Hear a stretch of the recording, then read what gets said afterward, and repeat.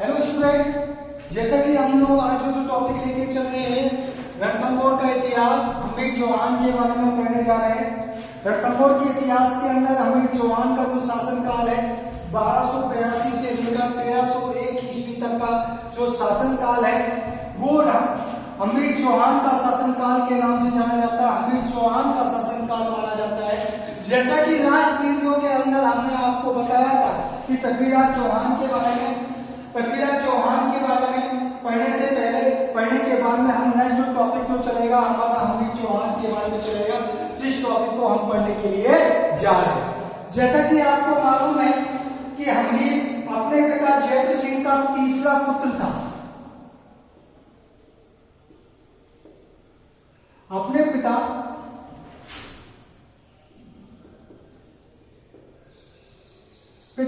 जयद्रथ सिंह का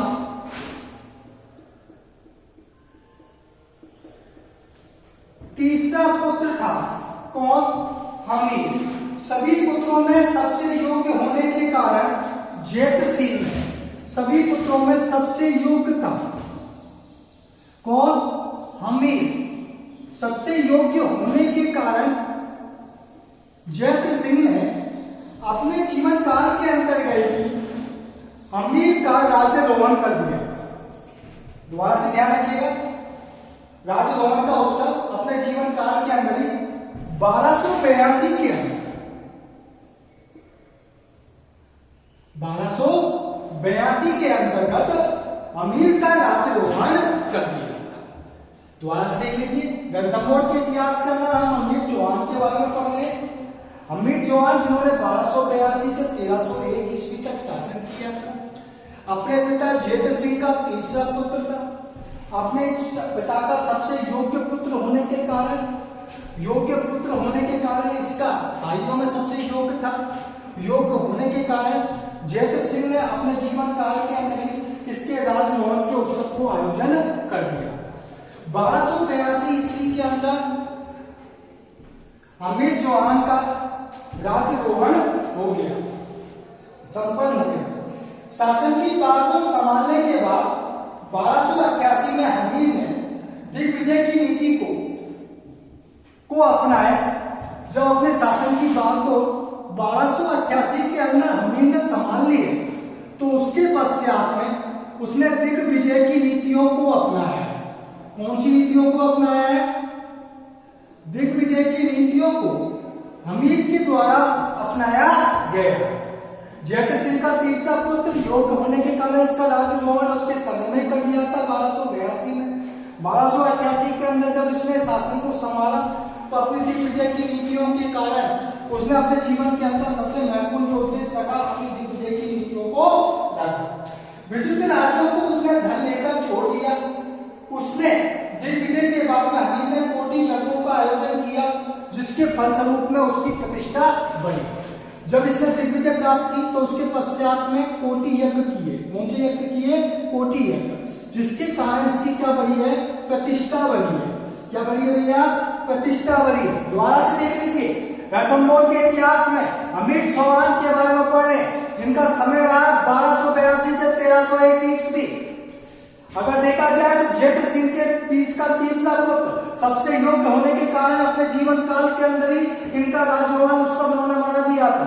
1281 में जब सिंहासन पे बैठे, 1281 के अंदर इन्होंने अपनी दिग्विजय की नीतियों को आगे बढ़ाया। फलस्वरूप में इसके अंदर दिग्विजय के अंतर्गत उन्होंने धन लेकर काफी राज्यों को वापस लौटा दिया। फलस्वरूप में उसके बाद उन्होंने कोटि यज्ञ किया और कोटि यज्ञ करने के बाद अपनी प्रतिष्ठा को बढ़ाया। इन्होंने मेवाड़ के शासक समर सिंह को पराजित कर अपनी धाक पूरी राजस्थान के अंदर जमा ली। इन्हीं के शासनकाल में, अम्बिक के शासनकाल के अंदर अगर बात की जाए तो इन्हीं के शासनकाल में सबसे पहले जो आगमन हुआ है जलालुद्दीन खिलजी का आगमन हुआ है। जिसका आगमन हुआ है जलालुद्दीन खिलजी का।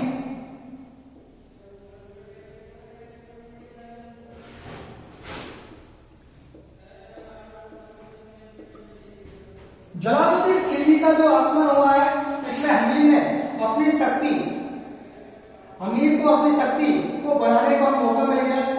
इसलिए मिल गया इस दौरान दिल्ली के सुल्तान ने अव्यवस्था का लाभ उठाकर अपनी अमीर की का जो शक्ति बढ़ती हुई जा रही थी उसको दबाने के लिए दिल्ली के जो चौहान है वो जलालुद्दीन के द्वारा सुल्तान के कारण व्यवस्था का दौर चल रहा था। जब 1290 में दिल्ली के सुल्तान बनने के पश्चात जलालुद्दीन खिलजी ने बढ़ती हुई शक्ति को समाप्त करने के लिए रणथंभौर पर क्या कर दिया, आक्रमण किया। किस पर आक्रमण किया इन्होंने? रणथंभौर पर आक्रमण किया। रणथंभौर पर जब आक्रमण किया था तो उस समय सबसे पहले रणथंभौर को घेर लिया। घेरने के पश्चात में अपनी शक्ति को बढ़ाने के लिए घेर लिया, किंतु उनके लिए असफलता हाथ लगी और उन्हें वापस लौटना पड़ा। किनको लौटना पड़ा? जलालुद्दीन खिलजी को। जब असफलता हाथ में लगी तो इनको वापस लौटना पड़ा। जब इनको वापस लौटना पड़ा तो उसके फलस्वरूप में दिल्ली वापस लौटना पड़ा। सुल्तान ने 1292 ईस्वी में एक बार फिर रणथंभौर विजय का प्रयास किया। कब किया है? 1292 ईस्वी में एक बार फिर उन्होंने किसका प्रयास किया है? रणथंभौर का प्रयास किया है। रणथंभौर पर आक्रमण करने का प्रयास किया है। प्रयास करने के पश्चात में इस समय हमीर ने प्रतिरोध के कारण इस बार भी जलालुद्दीन खिलजी को निराशा हाथ लगी। हमीर का क्या रहा? प्रतिरोध रहा है। उसके फलस्वरूप में जलालुद्दीन खिलजी को क्या लगी है? इस बार में निराशा हाथ में लगी है और उन्हें इस अभियान के दौरान जब मुगल सेना को अत्यधिक क्षति उठानी पड़ी तो तब जलालुद्दीन खिलजी ने दुर्ग का घेरे को हटा दिया। 1292 की बात है कि 1292 में जब जलालुद्दीन खिलजी ने रणथंभौर पर आक्रमण किया, ऊपर घेरा कर लिया, घेरा डाल लिया। घेरा डालने के पश्चात में जब मुगल सेना को, जलालुद्दीन की सेना को जब काफी क्षति उठानी पड़ी तो फलस्वरूप में उन्होंने यह कहते हुए अपना घेरा उठा दिया था और वो घेरा उठा लिया कि मैं ऐसे सैकड़ों किलो को भी मुसलमानों के एक बार के बराबर महत्व नहीं देता। उन्होंने कहा कि चाहे ऐसे सैकड़ों किले हों उनको मैं मुसलमानों के एक बार के बराबर भी महत्व नहीं देता हूं। उन्होंने यह कहकर उन्होंने अपना क्या कर लिया था? घेरा उठा लिया था। उसके फलस्वरूप में जलालुद्दीन फिरोज खिलजी के अभियान का आका देखा अमीर खुसरो ने मिफ्ता उल फितूर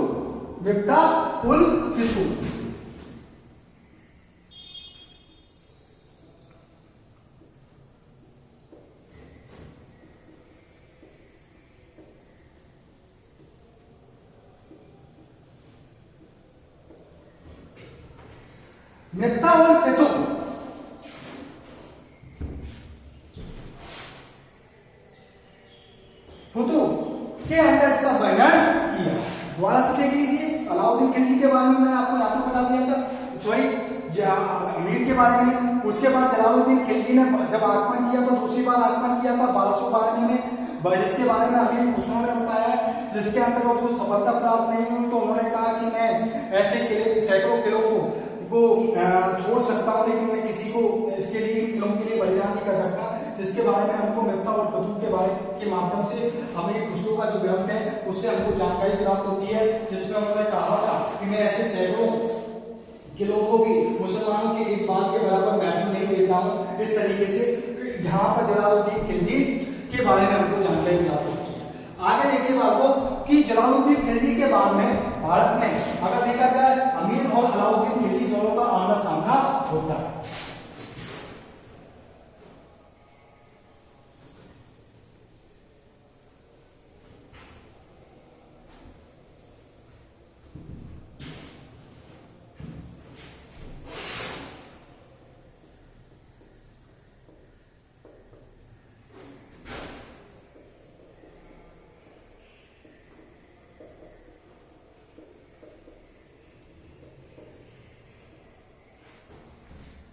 अमीर और अलाउद्दीन खिलजी, देखिए 1296 ईस्वी में अलाउद्दीन खिलजी ने अपने चाचा जलालुद्दीन की हत्या कर दिल्ली का क्या बन गया? सुल्तान बन गया। अलाउद्दीन खिलजी का बन गया 1296 में अपने चाचा जलालुद्दीन खिलजी की हत्या पर क्या बन गया? दिल्ली का सुल्तान बन गया। दिल्ली का सुल्तान बनने के कुछ वर्षों के बाद उसने रणथंभौर पर आक्रमण करने का उद्देश्य बनाया कि मुझे रणथंभौर पर आक्रमण करना।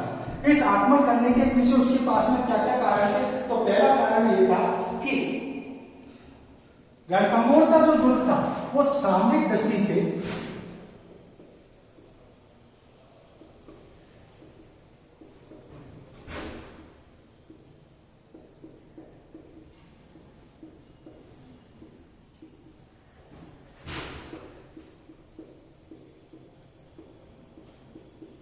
से महत्वपूर्ण था। रणथंभौर का दुर्ग जो था वो किससे महत्वपूर्ण था? सामरिक दृष्टि से महत्वपूर्ण था और अलाउद्दीन इस अवैध दुर्ग पर अधिकार कर राजपूतों पर अपनी धाक स्थापित करना चाहता था।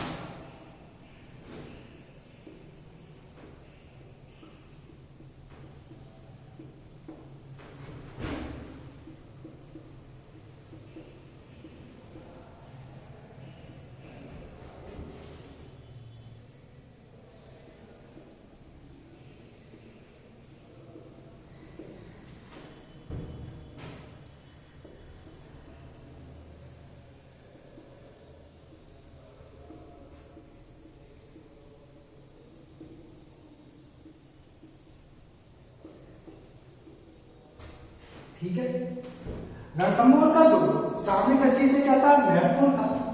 अलाउद्दीन इस अवैध दुर्ग पर अधिकार कर राजपूतों पर अपनी धाक स्थापित करना चाहता था। पहला कारण हमारे पास में ये आ गया। दूसरा कारण यह था रणथंभौर का दुर्ग दिल्ली के काफी निकट था।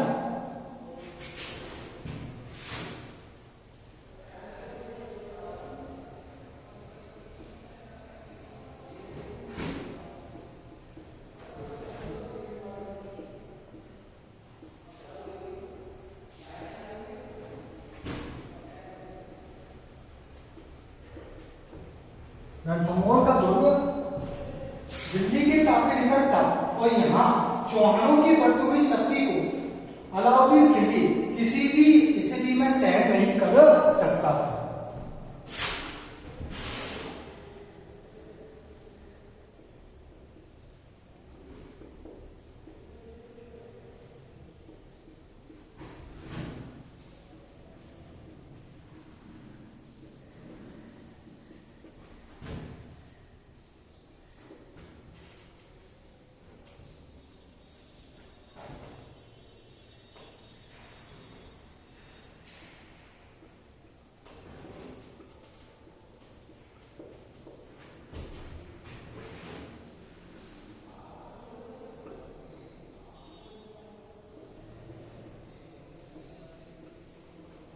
ठीक है, दूसरा कारण ये हो गया रणथंभौर का दुर्ग दिल्ली के काफी निकट था। यहाँ चौहानों की बढ़ती हुई स्थिति को वह किसी भी दृष्टि में सहन नहीं कर सकता था। तो दो कारण आपके सामने हो गए। तीसरा कारण ये अलाउद्दीन खिलजी से पहले उसके चाचा जलालुद्दीन खिलजी ने इस पर आक्रमण करने का अलाउद्दीन खिलजी ने इस दुर्ग पर अधिकार करने का 2 बार प्रयास किया किंतु असफल रहा। वह अपने चाचा की पराजय का बदला लेना चाहता था।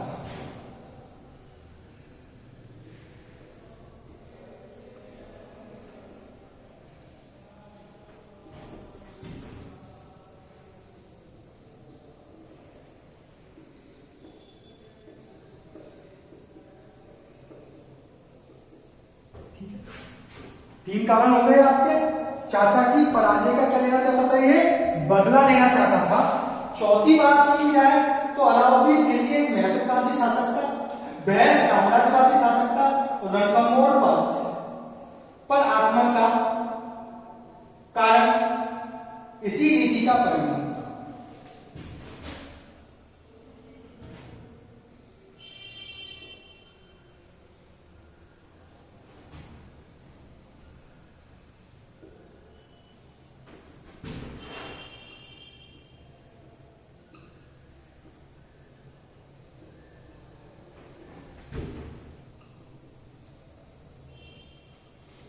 ठीक है भैया, 4 कारण आ गए।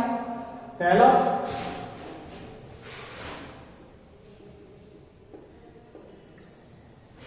आक्रमण के कारण रणथंभौर दुर्ग पर अलाउद्दीन खिलजी जैसे 1296 में अपने चाचा की हत्या कर जलालुद्दीन खिलजी की हत्या कर सिंहासन पर बैठा था, तो उसके कुछ समय पश्चात उसने रणथंभौर पर आक्रमण करने का क्या किया? विचार बना लिया।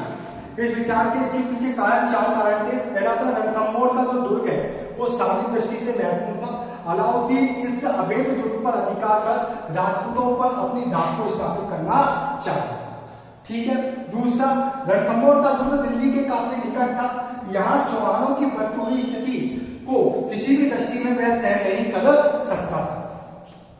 तीसरा पॉइंट है, उसका जो चाचा जलालुद्दीन खिलजी ने रणथंभौर के दुर्ग पर 2 बार आक्रमण किया, लेकिन दोनों बार उसको क्या प्राप्त हुई?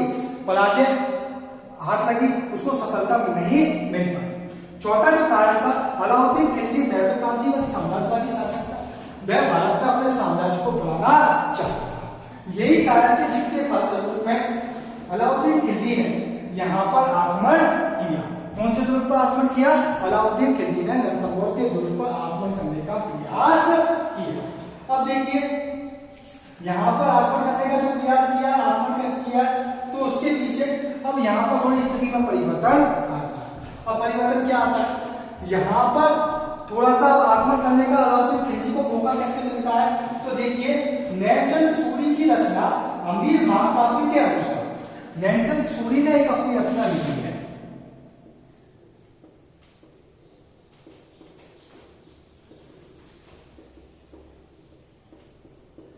अमीर माहताबी के अनुसार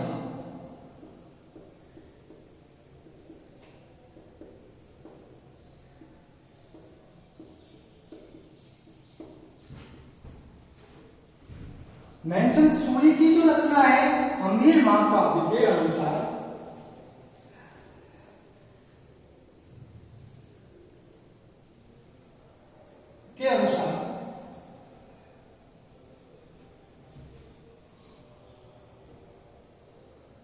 रणथंभौर पर आक्रमण करने के कारण यहाँ के शासक के द्वारा अलाउद्दीन खिलजी के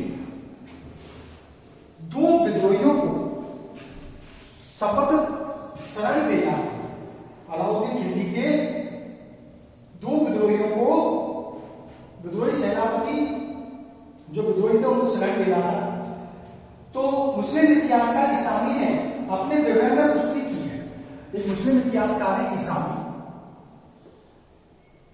इन्होंने अपने विवरण में पुष्टि की है, इन्होंने अपने विवरण में बताया है कि जब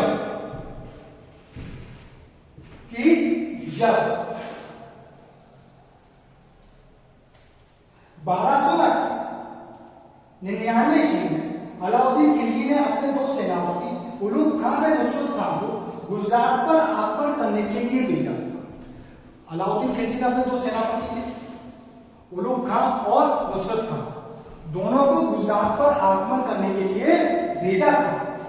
तो गुजरात विजय के बाद वापस लौटते समय, जब गुजरात विजय के बाद में जब वापस लौट गए थे, तो जालोर के पास में धन के बंटवारे को लेकर, लूटे गए धन के बंटवारे को लेकर न मुसलमान जो जलालुद्दीन खिलजी के समय में भारत में आकर जो बच चुके थे मंगोल, जिन्होंने इस्लाम धर्म को स्वीकार कर लिया था, उनके द्वारा क्या कर दिया गया? विद्रोह कर दिया गया।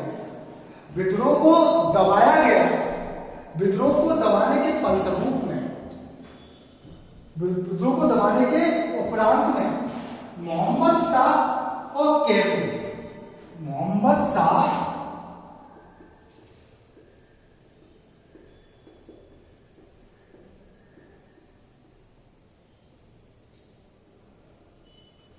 और कैबल, दो के नाम मिलते हैं हमको, एक तो मोहम्मद शाह है और दूसरा कौन है? कैबल।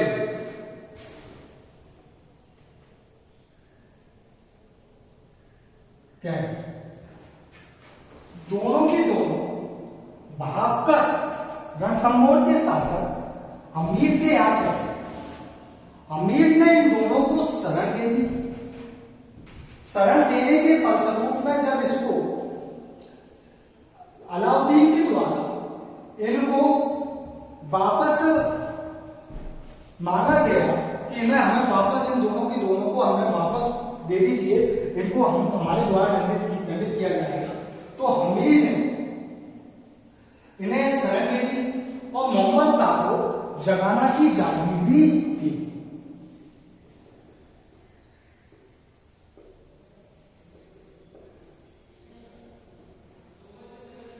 मोहम्मद शाह को जगाना की जागीर भी दे दी।